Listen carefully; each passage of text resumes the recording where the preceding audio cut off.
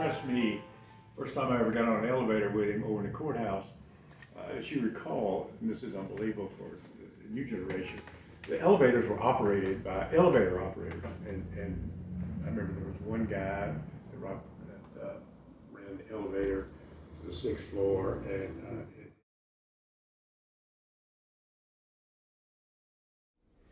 well, I could talk all night about him. I got to know him in many, many ways. He has the greatest great grandchildren in the world, I know, because they're also my grandchildren. I was looking around. I decided that I was going to try to go to the best law firm where I could learn defense work after I was assistant DA. And Jack Norman Jr. and I tried a case and became close friends. It was a murder case, and the jury came back with a voluntary manslaughter. And we figured that both of us won the case, and we became friends. And we went out to Printer's Alley, and he decided to, we talked about joining, and he said, if you want to come over here, he said, the deal is, you get to eat what you kill, and we don't have salaries and all that. And I said, that's good enough for me. And so I went with his firm and Mr. Norman, and then one of the secretaries there for a while was Pia Norman, and I remember this distinctly, Ed, and you'll enjoy this. I was coming down Printer's Alley one day, and one night, and I had just met a friend of mine there, a lady friend, which whom you knew also, Benita, and Benita said, and Pia walked by and went in the back door. The back door to the law firm is right there in Printer's Alley, still is, and she said, "Who is that beautiful girl?" And I said, "That's Jack's daughter." And she said, "Well, she's beautiful." I never had any paid attention to her, but that started it. The publicity of this case was unlike anything that has ever been that I know of before or after. For example, there were 3 newspapers that were published every day in Nashville. There was the Nashville Tennessean in the morning, and there was an early edition of the Nashville Banner, and then the late edition of the Nashville Banner. Every day, these papers would run a verbatim transcript of everything that took place in court. It was like every 10 or 15 minutes, the court reporters would get up, and they'd have a runner to go down to the Banner or go down to the Tennessean and start printing it up for the newspapers. Totally unheard of. There were artists in the courtroom sketching every day because there was no cameras there, and I lived just down the street at that time, and I'd come up here sometimes really early in the morning to do all the tidying up and everything else as a third man at the council table is supposed to do. And it would just amaze me. There would oftentimes be people standing outside the courthouse over here waiting just for 8 o'clock for the doors to open so they could get over there and get a seat. I've never seen that before. It divided the community, it divided the lawyers, the business community, the public at large. It was just absolutely incredible, the publicity. And all the TV cameras were there. There were 3 TV stations here in town. They were there every day filming everything. If anybody made a move, one of the lawyers, they'd have somebody there taking a picture of you or have it on the camera or whatever. So that was one of the things that I'll never forget. Never see it again, I don't think.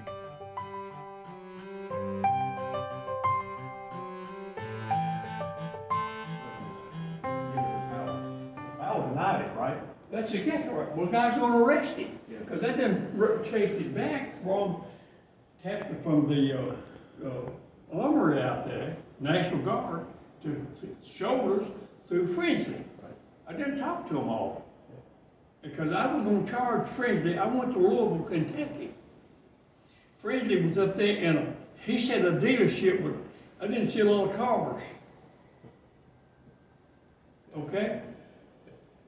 Now, there was also, you may not know about this, but I'm gonna ask you, there was an expert from Madison. On Elm Hill Pike, they were working on the road.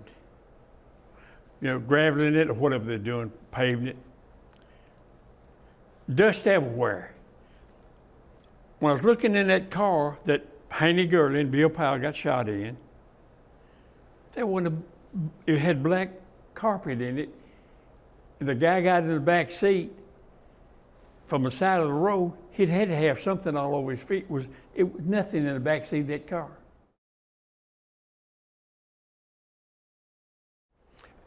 Oh, spent a lot of money from Captain Chevrolet to Massman Drive, walking in a ditch, you know. We spent weeks looking. And George Curry, he brought his people out, and we walked, not one time, but a bunch of times, up and down through there, looking. We didn't see it. I didn't see it. They didn't see it. But you got to understand, when did this man find it? It was already rusted because the FBI said that the barrel had changed the grooves in it. It was thrown out that day, I believe. You know, I wasn't there, obviously. But it was right out, and it had been raining, and it went down and changed all the stride marks in it, in the barrel. It was a gun. But if I can't swear to it, like I told that lawyer, I wasn't in a courtroom, I can't swear.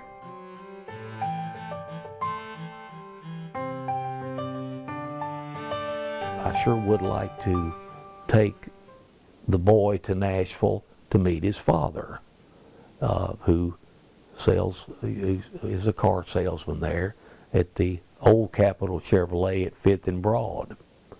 And so I went to meet my father and his second wife, and it was just like being introduced to someone I'd really never known him, really never seen him much. And so we got to know one another, and he asked me ultimately, after a visit or two with Mr. Daly driving me to Nashville, if I'd like to come and have a summer job here in Nashville at the car lots, and so I talked to my grandmother about it. She said that'd be fine as long as you let me know how TW's doing, and if he's taking care of you, and I want to speak with the stepmother, with the new lady, and they lived in South Nashville off Harding Place on Lynn Drive, and I stayed there for a summer and worked at 600 Murfreesboro Road. Was the first time I spent a summer with him, and that was the 1968, when the incident occurred. Sweet like his mother, but very, very much aware. He had acute awareness of everything around him. He had a quick mind. He was smart as he could be, but he had the compassion of Josephine. That's the way I would describe him. Billy was in and out of the dealership a lot, doing whatever, a child of privilege, of course, and was. But I must say, he was a very, very, very nice person, very, very polite and caring. He reminded me of his mother, Miss Josephine, and I always thought he was the sharpest dressed young cat I'd ever seen. I mean, he was the real deal. He was a player. And I said, I was just so smitten with Billy Gourley. I wanted to be Billy Gourley so bad. And I sure do like that 427 Corvette with those side pipes on it. He said, working here, you'll have your own someday.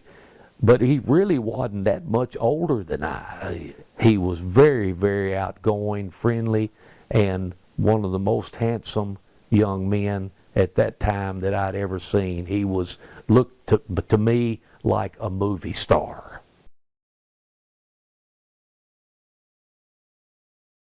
Yes, I did meet Haynie Gourley. He's a very distinguished looking gentleman, very chiseled. He was a larger than life character to me. He was very dignified. He was very much a gentleman, and had a good sense of humor.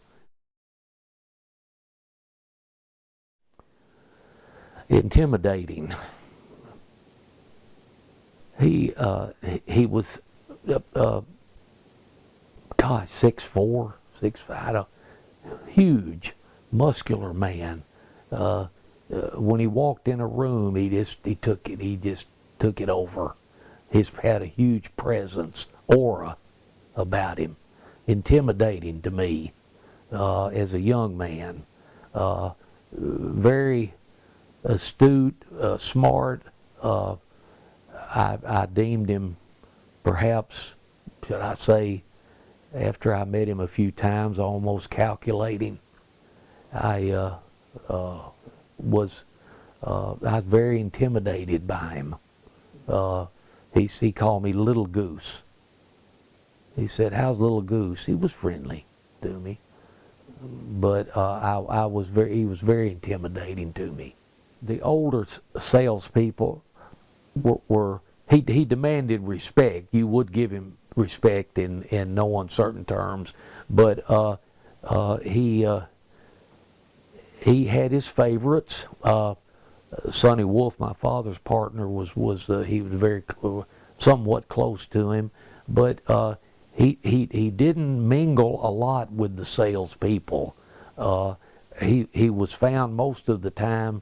I would see him in his office, and I would see him with no one more than Jimmy Allen. I would say that Bob had a great personality, great people person, very, very friendly. He was not appearingly full of himself around other people. He was very friendly to everyone. When I was around him, he would speak to me and everything. I had a friend that was shot in the line of duty that I used to go to Union Hill drag strip with, named Ronnie Woodard, police officer that got killed in the line of duty here years ago. And he was Bob's errand man. He was his runner. He did a lot for Friendly. He was always stopping by the dealership, doing business, doing whatever with Friendly, even in his zone car, in his police car. Ronnie was a sergeant, so he was very close to Friendly. Mr. Wolf, I don't know what's going on. I saw Mr. Powell drive in. He said, it's not good, son.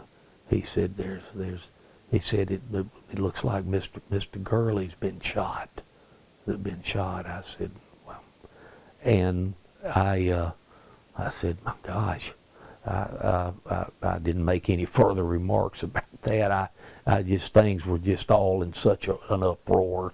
Everybody was so shocked, and people moving about, and a lot of noise, and even the sounds of sirens coming, many cars, marked and unmarked, coming into the dealership, and as I found out more talking to one of my bosses, Mr. Bobby Walker, who was the parts manager, and Bobby confirmed that to me later, and it was a tragic day. Was so much surprise when the jury returned the verdict of not guilty.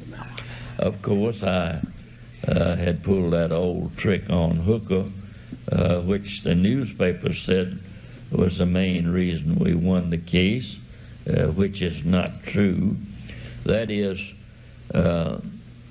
if the Attorney General, District Attorney, has somebody assist him in the trial, ordinarily, and under the law, I think, the person assisting the district attorney, whether it's an outside lawyer or the assistant district attorney, he opens the summation at the end of the trial, the argument of the case, and then all counsel for the defendant follow, and then the district attorney, usually, and as I say, I think under our law in the state, closes the case.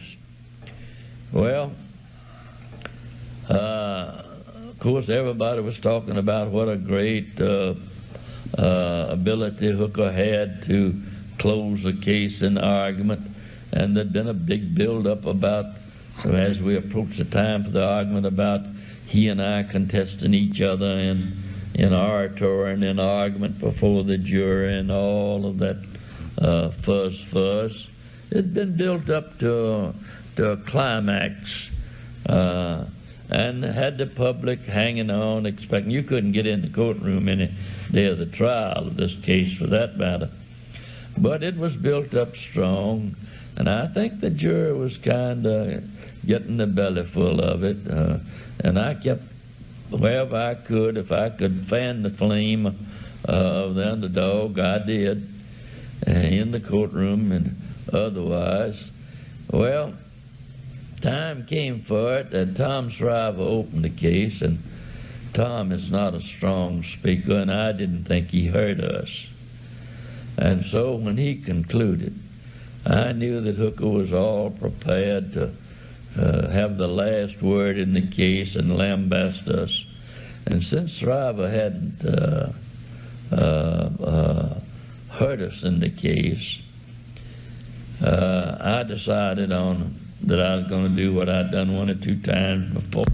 Now, let me tell you right here that while there's been a lot of talk and I've had a lot of compliments about arguing cases, I learned pretty early, and I learned this from Seth Walker. I argued my cases as I went along. Wherever I got a chance in cross-examination of a witness, a direct examination of witness, I tried to act the part to the jury. And in the questioning, I would make arguments to the point that I was stopped by the objection of the district attorney on many times, which was sustained by the court quite properly. But I developed it and used it right strong. As I questioned the witness, I kind of argued my cases. So when that time came in the Powell case, I'd been arguing the blame thing every time cross-examined the witness. And I had that advantage on the state. So after Tom Shriver made an ineffectual argument, I got up and said, Your Honor, you can charge the jury.